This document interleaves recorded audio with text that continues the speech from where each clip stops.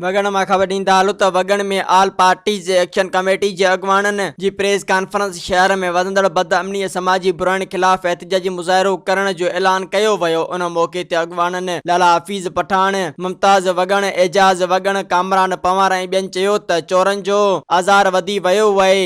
हर आए ॾींहुं चोरियूं थी रहियूं आहिनि।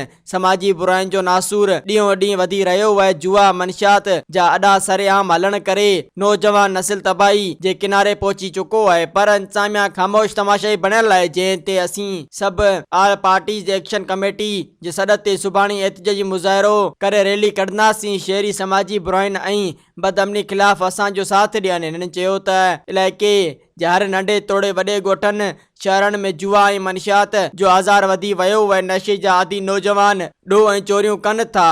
इंतज़ामिया जी गफ़लत ते एहतिजाजी तहरीक हलाई वेंदी। मज़ीद ख़बरनि ऐं तफ़सीलात लाइ विज़िट कयो असांजी वेबसाइट www.awamiNewsHD.com ऐं ॾिसंदा रहो अवामी न्यूज़ HD।